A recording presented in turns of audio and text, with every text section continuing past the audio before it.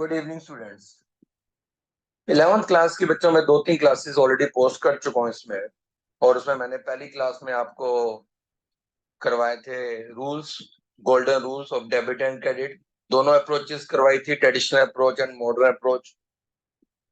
Traditional approach क्या कहती है, मॉडर्न अप्रोच क्या कहती है, दोनों से मैंने आपको personal account, real account, nominal account traditional approach के हिसाब से, और मॉडर्न अप्रोच के हिसाब से एसेट्स जब इंक्रीज, वही assets, liabilities, ALIC, assets, liabilities, capital, income and expenditure, ये सारी बातें मैंने आपको बताई थी। और मैंने आपको रूल्स भी बताए थे, कुछ मैंने आपको एंट्रीज भी बताई थी। ठीक है, बैड डेट की एंट्रीज बताई थी आपको, goods destroy by fire, good अपना loss by theft, right, bad debts, ये सब हमने डिस्कस किया था। चलिए आगे, आज हम आगे स्टार्ट करते हैं। चलिए करें स्टार्ट। चलो, जय माता। चलो बेटा स्टार्ट कर लेते हैं। तो एक बढ़िया सा पहले तो एक बोर्ड ले लेते हैं जी, और इस बोर्ड पे हम व्हाइट कलर से लिखेंगे बच्चों, एक्सपेंसेस यानी कि खर्चे। ठीक है, चलिए पहले तो हम ये बात करते हैं कि what is difference between expenses and expenditure. Expenses और एक्सपेंडिचर में डिफरेंस क्या होता है बेटा? खर्चे हमारे दो नेचर के होते हैं, रिवेन्यू नेचर और कैपिटल नेचर। रिवेन्यू नेचर क्या होता है, कैपिटल नेचर क्या होता है, ये पढ़ते हैं पहले। देखो बेटा, जिन खर्चों के, जिस पेमेंट के आपने पे किया और आप उसके बेनिफिट उसी अकाउंटिंग ईयर में ले चुके हो, we get benefit in same accounting year. अब उसी अकाउंटिंग ईयर में उस चीज के, उस पेमेंट के बेनिफिट ले चुके हो, तो वो सारे खर्चे हमारे कहलाते हैं रिवेन्यू नेचर। और जिसके बेनिफिट आप उस ईयर में भी लेते हो जिस साल आपने उसके लिए पे किया, और कई ईयर्स तक लेते हो, वो आपके खर्चे कहलाते हैं कैपिटल नेचर।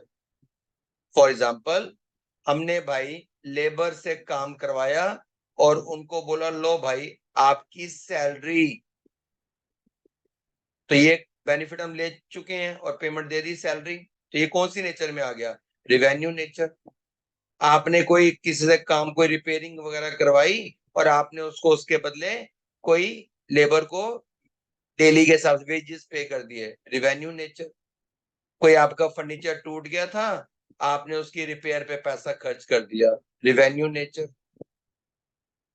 ठीक है, आपने घर लिया हुआ है, ऑफिस लिया हुआ है, आपने उसका रेंट दे दिया, चाहे यूज करने के बाद दिया तो भी रिवेन्यू नेचर, चाहे आपने एडवांस पे कर दिया, बेनिफिट तो आप उस ईयर में ले लोगे। आपने एडवांस कितने मंथ्स का पे किया होगा, कमिंग मंथ्स का, तो उस मंथ में आप उसका बेनिफिट ले लोगे। तो कौन सी नेचर में आ गया? Revenue nature. कैपिटल नेचर, आपने फर्नीचर बाय किया 2020 में, इसके बेनिफिट 21 में भी लिए गए थे, 22 में भी लिए गए थे, और 2023 में भी लिए गए, और 4 में भी लिए जाएंगे, जब तक वो डेप्रिशिएट हो गए, जब तक उसकी वैल्यू जीरो नहीं हुई थी, जब तक हमारे लिए वो चीज यूजलेस नहीं हो जाती, तब तक हम उसको यूज करते हैं। तो ये सब किस नेचर में आता है? फर्नीचर हो गया, आपका मशीनरी हो गया, आपके इक्विपमेंट्स हो गए, तो ये सब किस नेचर के खर्चे हैं? आपके कैपिटल नेचर। और कैपिटल नेचर के खर्चे बच्चों हमारी एसेट्स भी होती है। कौन सी वाली एसेट्स? करंट या नॉन करंट? ऑब्वियस है सर, ये हमारी कौन सी एसेट होती है? ये हमारी बेटे नॉन करंट एसेट्स होती है,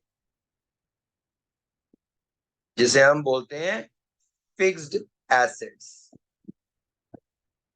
राइट। अच्छा, आपके घर में बेटा एसी लगा होगा, ठीक है, एसी लगा हुआ है। एसी की हम हर साल यूज करने से पहले उसकी सर्विस करवाते हैं, राइट, और उसके बेनिफिट ले लेते हैं। सर्विस करवाई और उसी सेशन में उसको यूज कर लेते हैं, और तो वो कौन सी नेचर में आ गया, रिवेन्यू नेचर। बट जब हम एसी लाते हैं और हम उसकी इंस्टॉलेशन पे 2,000 रुपया या 3,000 रुपये या 1,500 रुपये खर्च करते हैं, तो ये तो हम हर साल नहीं खर्च करते ना, ये तो हमने एक बार खर्च किया और इसके बेनिफिट हम कई टाइम तक लेते हैं। तो ये कौन सी नेचर में आएगा, installation charges, service repair and service and maintenance, revenue nature. But installation charges, capital nature. Repair of furniture, revenue nature. Paid cartage for newly purchase furniture, आपने फर्नीचर बाय किया और आप उसकी कार्टेज पे पैसा खर्च कर रहे हो, आप लाने में उसको किराया दे दिया, रिवेन्यू नेचर। वो कैपिटल नेचर, आपने मशीनरी यूज करी, उसका नुकसान, उसमें कोई टूट फूट हो गई, आपने बुलाया, ठीक करवा ली, repair of machinery, revenue nature. ठीक है, paid ₹5,000 as wages on the installation of machinery, capital nature, right. चल, तो अगर एंट्री है पेड वेजेस, अच्छा बेटे पहले हम ये बात कर रहे थे कैपिटल नेचर, रिवेन्यू नेचर। तो जब एक्सपेंसेस वर्ड होता है ना बेटे, एक्सपेंडिचर में रिवेन्यू और कैपिटल दोनों आते हैं, बट जो आपका एक्सपेंसेस वर्ड है वो स्टार्ट होता है सिर्फ, वो स्टैंड होता है सिर्फ और सिर्फ रिवेन्यू नेचर के खर्चों के लिए। तो अगर मैं एक्सपेंसेस वर्ड की बात करूंगा, अगर मैं बोलूंगा एक्सपेंसेस, तो एक्सपेंसेस में सिर्फ और सिर्फ रिवेन्यू नेचर के खर्चे आते हैं। और अगर मैं बात करूंगा एक्सपेंडिचर, तो एक्सपेंडिचर में रिवेन्यू भी आता है और एक्सपेंडिचर में कैपिटल भी आता है। बट अगर मैं बात करूं एक्सपेंसेस, अगर मैं वर्ड यूज करूं एक्सपेंसेस, तो expenses means only revenue nature के खर्च, यानी कि salary, rent, wages, repair, depreciation, ये सब क्या है, रिवेन्यू।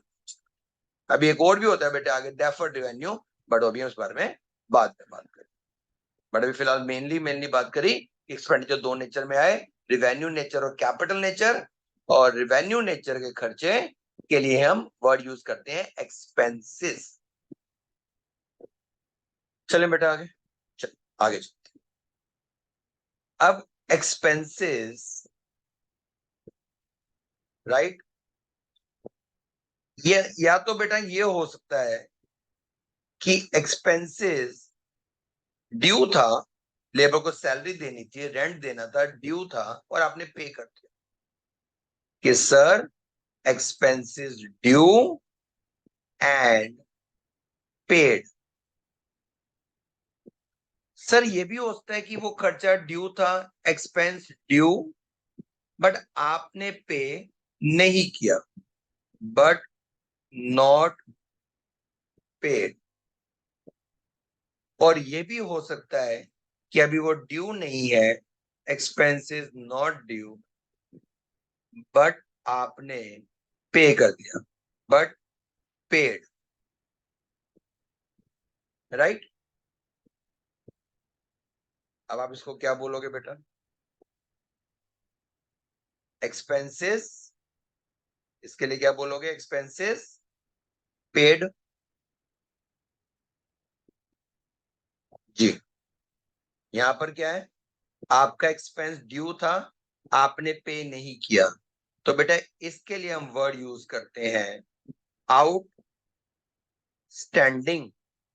क्या वर्ड यूज करते हैं, आउटस्टैंडिंग एक्सपेंसेस। ये खर्चे क्या है हमारे, आउटस्टैंडिंग। आउटस्टैंडिंग का मतलब यही होता है ड्यू बट नॉट पे। अब आपने कुछ ड्यू नहीं थी, आपने पे कर दी, तो इसको बोलते हैं बेटे pre paid. Prepaid means paid in advance, prepaid expenses paid in advance. तो जब बच्चों कोई चीज ड्यू रह जाती है और आप उसको नहीं पे करते हो, तो वो आपकी बिजनेस की क्या बन जाती है? लाइबिलिटीज। और जब कोई खर्चा बेटा हम एडवांस पे कर देते हैं, जिसके हम बेनिफिट फ्यूचर में लेते हैं, तो उन चीजों को हम क्या बोलते हैं? जिसके बेनिफिट हम फ्यूचर में लेते हैं, उन्हें क्या बोलते हैं? एसेट्स। तो जब कोई एक्सपेंसेस ड्यू रह जाता है और आप उसकी पेमेंट नहीं दे पाते हो, वो चीज तो आपकी क्या बन जाती है? लाइबिलिटीज। और जब कोई एक्सपेंसेस आप एडवांस पे कर देते हो, अभी वो चीज ड्यू नहीं है बट आपने एडवांस पे कर दी, तो वो कहलाता है प्रीपेड आपकी एसेट्स। राइट। अब हम अगला बात करते हैं इनकम को लेकर।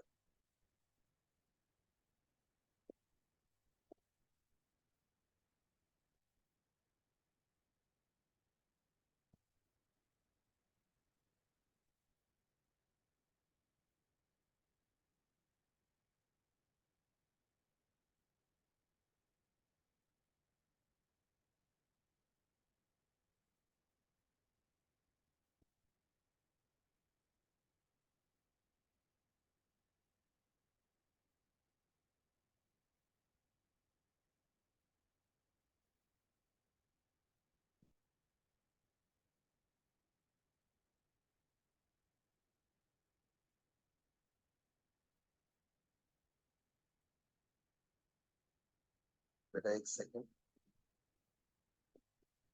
जी सॉरी।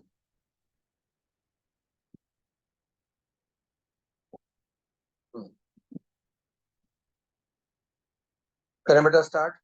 चलो सर, अब ये बताइए, इनकम, क्या इनकम भी दो नेचर में होती है? जी बेटा, इनकम भी दो नेचर की होती है, रिवेन्यू नेचर और कैपिटल नेचर। आपने इनकम, आपको पैसे मिले और आपने उसके बेनिफिट उसको उसी दिन दे दिए।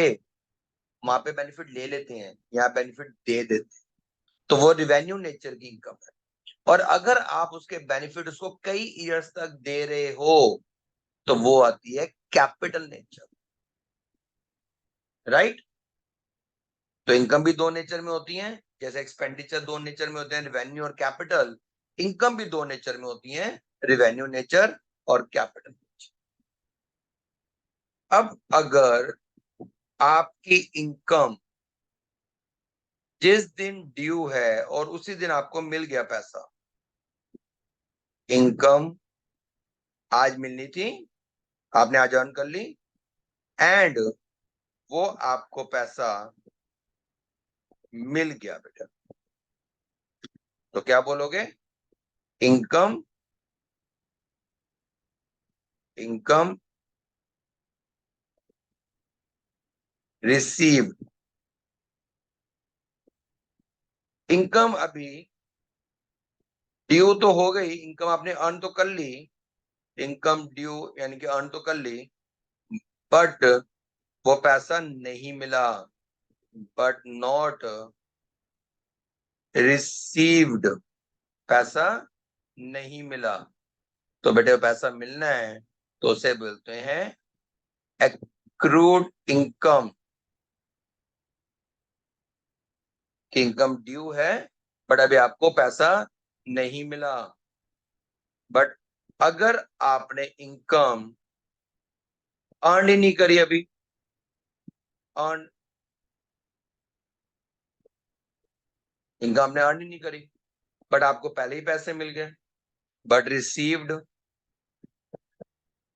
मतलब भाई आपने वो काम नहीं किया, पैसे आपको पहले ही मिल गए, तो इसे क्या बोलते हैं? Income received in advance. अभी आपने काम नहीं किया,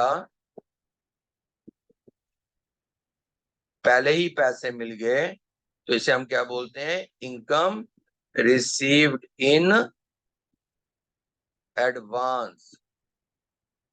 तो अगर आपकी इनकम ड्यू है और आपको पैसा भी नहीं मिला, आपने अर्न तो कर ली पर अभी आपको पैसा नहीं मिला, तो पैसा आपको मिलना है, वो आपकी एसेट्स है। और अगर आपने कोई पैसा पहले ले लिया, अभी वो आपने काम नहीं पूरा किया, तो वो आपको पूरा करना है, तो वो आपकी क्या बन जाती है? लायबिलिटीज। राइट। तो जब कोई पैसा ड्यू होता है और वो आपको उसे टाइम मिल जाता है तो इनकम रिसीव्ड, बट अगर नहीं मिलता है तो एक्रूड इनकम। बट अगर भी आप पैसा भी आपने अर्न ही नहीं किया, ड्यू भी नहीं, तभी आपने अर्न ही नहीं किया और आपको पहले पैसे मिल गए, तो वो आपको काम करना है। अब वो आपकी क्या बन जाती है? लायबिलिटीज। तो इनकम जिसे आप बोलते हो इनकम रिसीव्ड इन एडवांस। तो बेटा डिफरेंस देख लो, एक्सपेंडिचर एक्सपेंस ड्यू रह जाए लायबिलिटीज, बट अगर इनकम ड्यू रह जाए जिसने देना उसकी लायबिलिटीज हमारी एसेट्स। एक्सपेंस एडवांस पे कर देते हो तो आप उसके बेनिफिट लोगे, आपकी एसेट्स। बट इनकम एडवांस मिल जाती है तो बेनिफिट दोगे, आपकी लायबिलिटीज। ठीक है जी।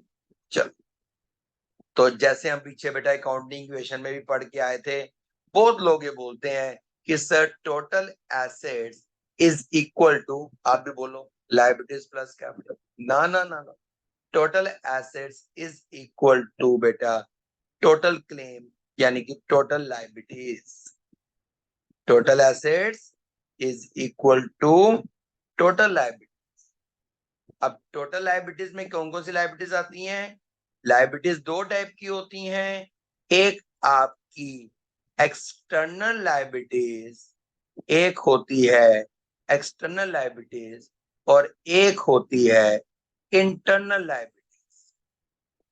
एक होती है एक्सटर्नल लायबिलिटीज और एक होती है इंटरनल लायबिलिटीज। एक्सटर्नल लायबिलिटीज मतलब आउटसाइडर्स लायबिलिटीज। इसका एग्जांपल्स क्या है? Bank loan, creditors. और इंटरनल लायबिलिटीज मतलब आपकी कैपिटल। तो फॉर्मूला बना दिया टीचरों ने, assets is equal to outsiders liabilities plus capital. तो मेन फॉर्मूला ये है कि total assets is equal to total liabilities. Total liabilities दो पार्ट में डिवाइड होती है, external and internal. External means outsider और इंटरनल का एग्जांपल है कैपिटल। तो assets is equal to outsider liabilities plus capital. Right. ये भी हमने बात की। चलें भाई आगे। चल,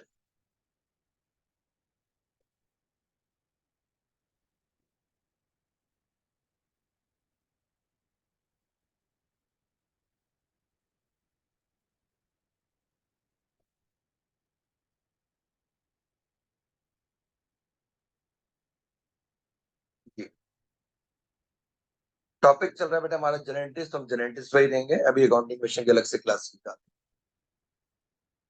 राइट। चलिए, एंट्री है salaries due but not paid. बेटा ये एडजस्टमेंट एंट्रीज होती हैं। Outstanding outstanding salaries, salaries due है, आपने पे नहीं करी बेटे, आउटस्टैंडिंग। क्या एंट्री बनेगी? सैलरी आपके लिए एक्सपेंस है, तो एक्सपेंस तो बेटा डेबिट होते हैं जब वो इंक्रीज होते हैं। सैलरी अकाउंट तो डेबिट होगा क्योंकि एक्सपेंस है। एक्सपेंस जब इंक्रीज होते हैं डेबिट होता है। अब वो ड्यू रह गई है तो आपकी लायबिलिटीज भी बढ़ रही है। आपको बेटे मैंने एक ट्रिक बताई थी, LIC, लाला ईश्वर चंद। अगर लायबिलिटीज एल फॉर लाला नहीं बेटे, एल फॉर लायबिलिटीज अगर इंक्रीज हो रही है तो वो क्रेडिट होगा, C फॉर क्रेडिट। तो यहाँ पे आउटस्टैंडिंग है, ड्यू रह गया है, आपकी लायबिलिटीज बढ़ रही है, तो क्या होगा? क्रेडिट होगा। तो एंट्री क्या हो जाएगी? Salary account debit to outstanding salaries account, salaries account debit to बेटा आउटस्टैंडिंग सैलरी अकाउंट। राइट। ठीक है, जनरल बेटा निकाल लेते हैं आपकी बुक से, TS गरेवाल बुक है इस समय मेरे हाथ में।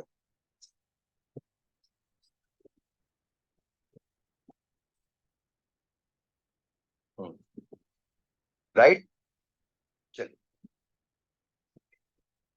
जैसे मान लो एंट्री होती है वेजेस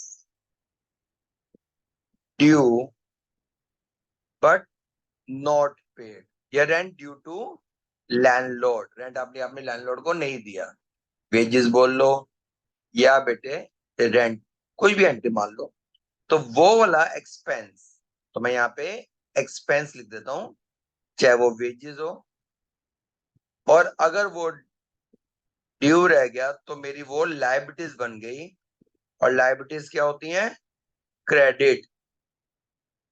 तो rent account debit to outstanding rent account, और अगर बेटा वेजेस है तो wages account debit to outstanding wages account. चलिए, अगली एंट्री,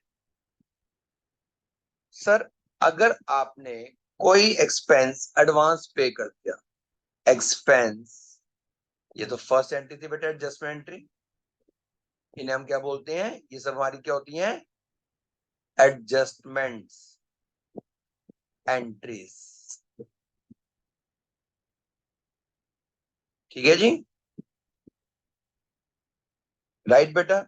एडजस्टमेंट एंट्रीज होती है at the end of the year, आपको पता चला कि जब आपने अपने सारे बेटे रिकॉर्ड्स बना लिए थे, तो पता चलता है कि भैया ओहो हो, सैलरी तो इतनी ड्यू रह गई थी, इतना तो हमने रेंट एडवांस पे कर दिया था, या फर्नीचर की वैल्यू इतनी डेप्रिशिएट हो गई थी, या कोई इनकम इतनी एडवांस मिल गई थी, तो इसे क्या बोलते हैं बेटा, एडजस्टमेंट एंट्रीज। सेकंड है कि आपने कोई एक्सपेंसेस थे वो एडवांस पे कर दिए, एक्सपेंसेस पेड इन एडवांस, आपने कोई बेटा खर्चा था, आपने एडवांस पे कर दिया, आपकी क्या बन गई, वो एसेट्स बन गई। जब कोई खर्चा हम एडवांस पे कर देते हैं तो वो हमारी क्या बन जाती है, एसेट्स। एंट्री क्या हो जाएगी, एसेट्स डेबिट होती है।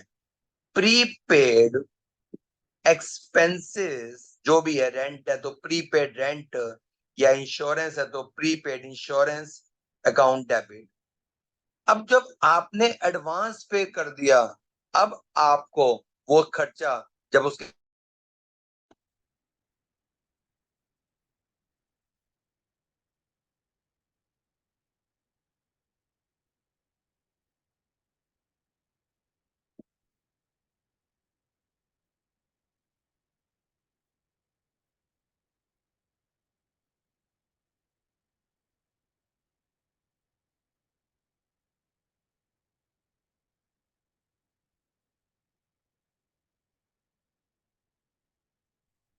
सॉरी बच्चों, नेटवर्क इश्यू आ गया था बेटा, तो वो बीच में प्रॉब्लम। हम बात कर रहे थे कि सर अगर कोई एक्सपेंसेस हैं, लाइक हम यहां मान लेते हैं रेंट है, जो आपने रेंट पे किया था ना, उसमें आपको पता चला कि उस रेंट के अंदर आपने इतना पैसा एडवांस पे कर दिया, ऑलरेडी आप रेंट पे कर चुके हो, और आपको पता चलता है कि उसमें आपने इतना पैसा एडवांस पे कर दिया है। एक्सपेंसेस रेंट यानी कि पेड इन एडवांस। ठीक है बेटे, आपने ऊपर जो रेंट पे किया, मैंने अभी आपको क्या बताया कि जब हम अपने फाइनल अकाउंट, जब भी आप आगे जाके पढ़ोगे, जिससे पता चलता है कि प्रॉफिट है लॉस है, राइट, आपने कंप्लीट कर लिए, आपको पता चला कि भैया आपका फाइनल अकाउंट जब बनाया, पता चला कि सैलरी इतनी ड्यू रह गई है, या जो आपने रेंट पे किया उसमें इतना पैसा आपने अगले साल का पे कर दिया, एडवांस पे कर दिया, तो रेंट तो ऊपर पे हो चुका है बेटा। जब पे हुआ होगा तो क्या एंट्री रही होगी, rent account debit to cash, but जितना अमाउंट रेंट का ऊपर आपने डेबिट किया, रेंट का अमाउंट उतने से डेबिट नहीं होना चाहिए था, उतना रेंट हमारा एक्सपेंस इस साल का नहीं है।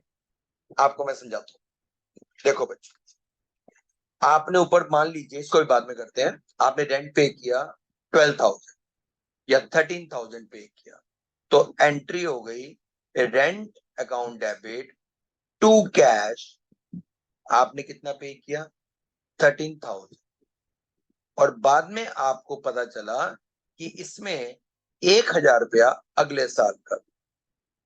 तो जो आपका इस साल का एक्सपेंस था रेंट, वो डेबिट होना चाहिए था, बट किस अमाउंट से? वो डेबिट होना चाहिए था 12,000 से, क्योंकि एक्सपेंस 12 है, 1 तो अगले साल का खर्चा था। आपने कितने अमाउंट से डेबिट कर दिया? आपने डेबिट कर दिया 13 से। अब एडवांस एंट्री, उसमें 1 तो आपने एडवांस पे किया हुआ है, तो वो आपकी क्या बन गई? एसेट्स। एसेट्स क्या होती हैं बेटे? जब एसेट इंक्रीज होती हैं तो डेबिट। तो एंट्री क्या हो जाएगी? Prepaid rent account debit. और जो आपने रेंट ऊपर एक्सपेंस फालतू डेबिट कर दिया, उसे रेक्टिफाई करने के लिए एक्सपेंस आपका कम हो रहा है। इतना अमाउंट जितना डेबिट हो उतना डेबिट नहीं था। आपको मैंने बताया था बेटे, एक ट्रिक बताई थी ईद कि अगर एक्सपेंस इंक्रीज हो रहे हैं तो डेबिट होंगे, और अगर एक्सपेंस डिक्रीज हो रहे हैं तो वो क्रेडिट होंगे। तो यहाँ पे एक्सपेंस क्या हो रहे हैं? डिक्रीज हो रहे हैं, तो क्या हो जाएगा? रेंट क्रेडिट हो जाएगा। तो एंट्री क्या हो जाएगी? Prepaid rent account debit to rent, but किस अमाउंट से? जो आपने एडवांस पे किया, राइट। तो एंट्री क्या हो जाएगी बेटे? प्री, क्योंकि आपने यहाँ पे रेंट डेबिट कितने अमाउंट से कर दिया? 13 से, बट डेबिट कितने अमाउंट से होना चाहिए था? 12 से। तो 1 से आपको क्या करना पड़ेगा? क्रेडिट। तो एंट्री क्या बनेगी? जब हम एडवांस रेंट पे करते हैं तो prepaid rent account debit to rent account. आपने इंश्योरेंस एडवांस पे कर दी, क्या एंट्री हो जाएगी? Prepaid insurance account debit to insurance account. ठीक है। प्री एडवांस पे को बेटे अनएक्सपायर्ड एक्सपेंसेस भी बोलते हैं, अनएक्सपायर्ड। अगली एंट्री, इनकम अर्न हो गई। सेकंड बेटे, अब हम इनकम के बारे में बात करते हैं। इनकम आपने अर्न कर ली है, बट भैया पैसे नहीं मिले, बट नॉट रिसीव्ड। कोई बात नहीं, नॉट रिसीव्ड। ठीक है। इनकम तो इनकम ही है, नहीं मिली तो मेरे को आगे वो मिलेगी, मेरी क्या बन जाएगी? वो एसेट्स। तो क्या वर्ड यूज करते हैं बेटे? Accrued income account debit to income. Income तो क्रेडिट ही होती है, to income account. Accrued income debit क्यों हुआ? क्योंकि मेरी एसेट्स इंक्रीज हो रही है, और जब एसेट इंक्रीज होता है तो क्या बताया था? डेबिट होता है। Incomes and gains are credited, right. Income revenue, revenue increase हो रहा है तो क्रेडिट तो होगा। चलो, इनकम आपको third entry, income received in advance, मतलब अर्नड इनकम।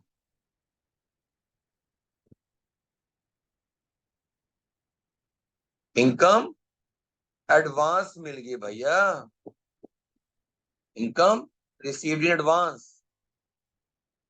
इनकम तो इनकम है, राइट, बट आपको पहले पैसे मिल गए। ठीक है जी। तो वो तो इस साल की इनकम नहीं है, जैसे मैंने ऊपर बताया था उसका भी समझाता हूं। आपको मान लो कमीशन मिली 20,000, cash account debit to commission 20, but इसमें से 5,000 रुपया आपकी एडवांस है अगले साल की। अभी आपने वो काम नहीं किया जिसके लिए आपको पैसे मिल गए, तो आपने इनकम को 15 से क्रेडिट करना था। आपकी इस साल की इनकम 15 थी, बट आपने क्रेडिट किया 20 से। तो 5 से तो बेटा आपने क्रेडिट फालतू कर दिया, तो उसको रेक्टिफाई करने के लिए क्या करना पड़ेगा? 5,000 रुपीज से आपको अपनी इनकम को डेबिट करना पड़ेगा। Income account debit.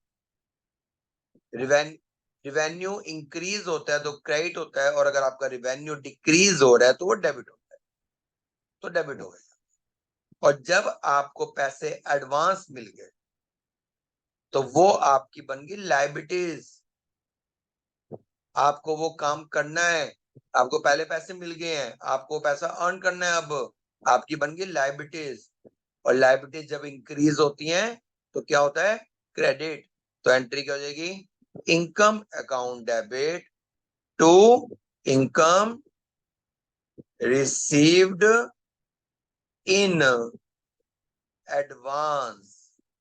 Income account debit to income received in advance. Income debit क्यों हुआ? क्योंकि अब आपकी इनकम आपने फालतू से क्रेडिट कर दी थी, अब आपको डेबिट करनी पड़ेगी। और वैसे भी आपकी इनकम, अब रेवेन्यू डिक्रीज हो गया। इंक्रीज होने पे क्रेडिट होता है और डिक्रीज होने पे डेबिट होता है। और यहाँ पर आपकी लायबिलिटीज इंक्रीज हो रही हैं। और लाला ईश्वर चंद क्या कहता है कि अगर लायबिलिटीज इंक्रीज होंगी तो वो क्या हो जाएगा? क्रेडिट। अगली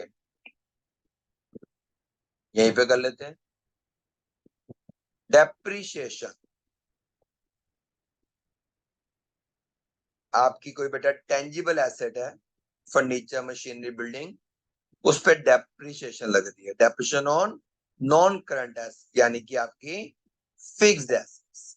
फर्नीचर, मशीनरी, बिल्डिंग, ये हमारी क्या है बेटे? फिक्स्ड एसेट्स है। एसेट्स की वैल्यू कम हो रही है। डेप्रीशिएशन आपके लिए लॉस है। Depreciation account debit. और एसेट्स की वैल्यू कम हो रही है। तो जब एसेट्स की वैल्यू इंक्रीज होती है तो वो डेबिट होता है। और जब बेटे एसेट्स की वैल्यू डिक्रीज होती है तो वो क्रेडिट होता है। तो एंट्री क्या हो गई? Depreciation account debit to fixed assets account.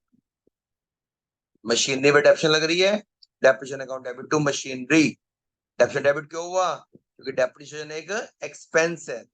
Expense हमारे बढ़ गए, एक्सपेंस इंक्रीज हो, डेबिट। एसेट्स की वैल्यू कम हो गई, एसेट इंक्रीज हो, डेबिट। और अगर एसेट डिक्रीज हो तो बेटा क्रेडिट। तो यहाँ पे क्या हो रहा है? एसेट्स की वैल्यू कम हो रही। ठीक है जी?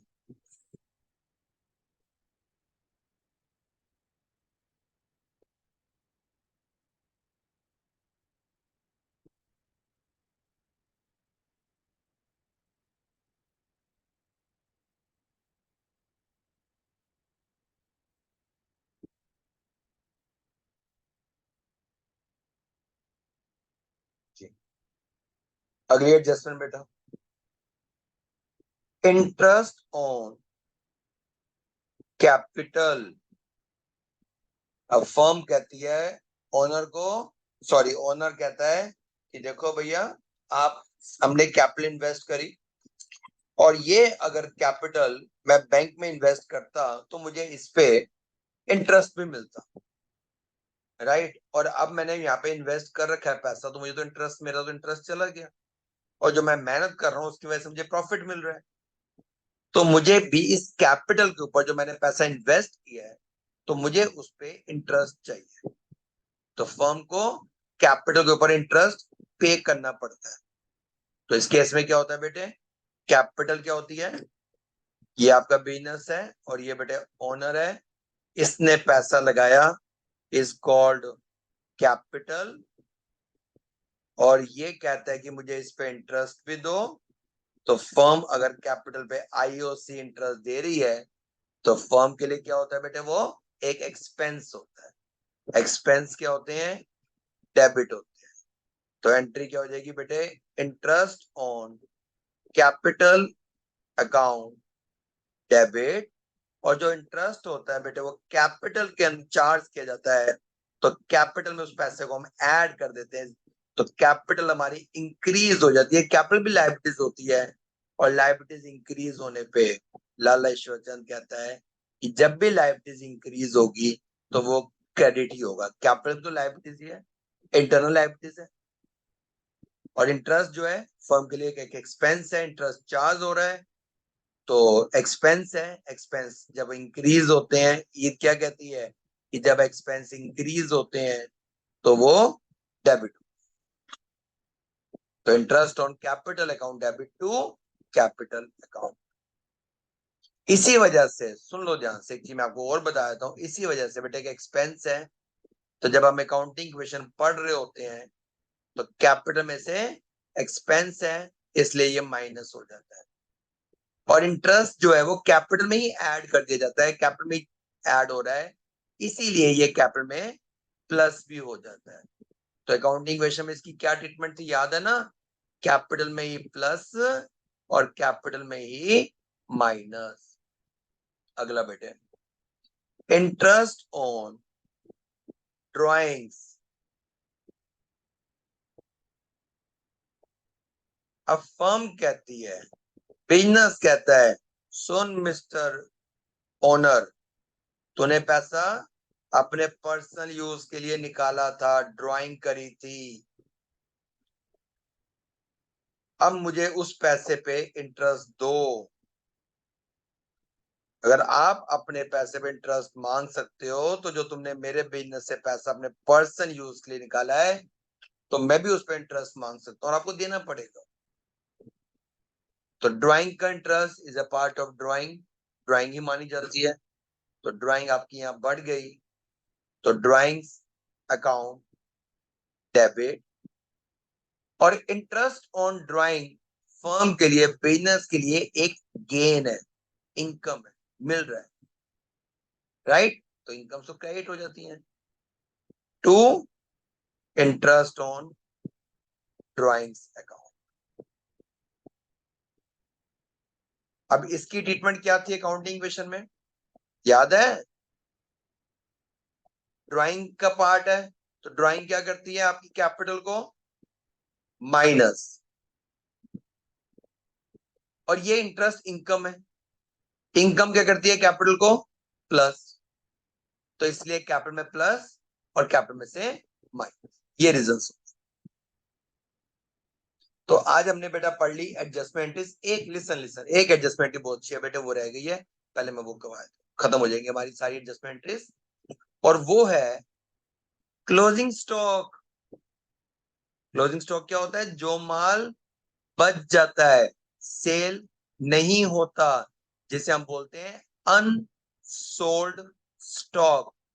आपकी एसेट्स, एसेट्स तो डेबिट होती हैं, तो क्लोजिंग स्टॉक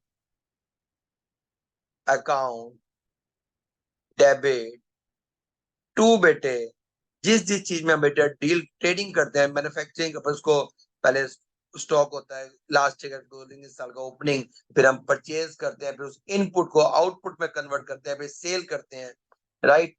तो ये सब चीजें जिस अकाउंट के थ्रू होती हैं, अभी आप ये चैप्टर आगे जाके पढ़ोगे, इस अकाउंट को बोलते हैं बेटे ट्रेडिंग अकाउंट।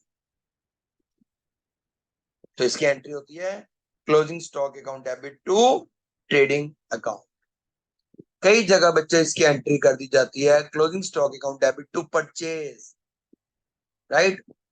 वो भी ठीक मानी जाती है, बट आपने क्या करनी है, closing stock account debit to trading account, क्योंकि ये ट्रेडिंग में ट्रांसफर होता है और स्टॉक मेरी एसेट्स है, तो एसेट्स है, तो एसेट्स बढ़ गई तो डेबिट हो जाता है। तो एंट्री क्या हो गई?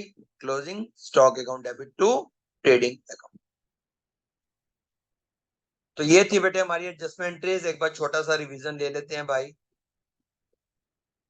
पहली एक्सपेंसेस आपने एडवांस पे कर दिए, एडवांस पे कर दिए तो वो आपकी हो गई एसेट्स, तो एसेट्स डेबिट होती हैं, तो prepaid expenses account debit to, अब उस एक्सपेंस की वैल्यू उतने आपको एक्सपेंस नहीं पे करने, एक्सपेंस आपने फालतू डेबिट कर दिया था, तो एक्सपेंस की वैल्यू यहाँ पे कम हो गई तो क्रेडिट हो गया। Income earn but not received, आपकी एसेट्स डेबिट, इनकम, इतनी तो इनकम, अभी इनकम इतनी मिली नहीं है, इनकम तो हमारी पर इनकम तो क्रेडिट ही होती है। चलो, इनकम एडवांस मिल गई, मतलब आपने फालतू इनकम क्रेडिट कर दिया तो डेबिट, और एडवांस मिल गई आपकी लायबिलिटीज, लायबिलिटीज बढ़ गई है यहाँ पर क्रेडिट। फर्नीचर की वैल्यू डेप्रिशिएट हो गई, डेप्रीशिएशन लॉस है, डेबिट। एसेट्स की वैल्यू कम हो गई, क्रेडिट। कैपिटल पे इंटरेस्ट है, फर्म पे कर रही है, एक एक्सपेंस है फर्म के लिए, डेबिट। कैपिटल का इंटरेस्ट कैपिटल में ही कई पार्ट माना जाता है, कैपिटल में प्लस कर दिया जाता है, तो कैपिटल हमारी यहाँ बढ़ गई, क्रेडिट। सेम ऐसे ही ड्राइंग का इंटरेस्ट फर्म लेती है, गेन है, क्रेडिट, सॉरी क्रेडिट।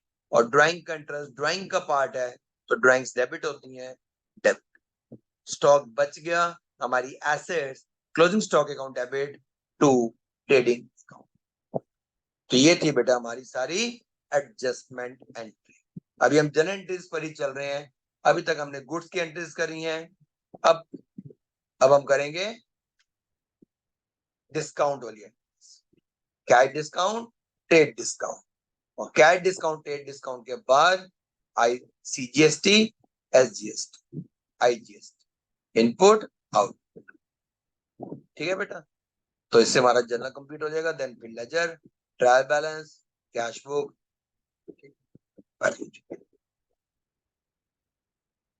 बाय बच्चों, टेक केयर।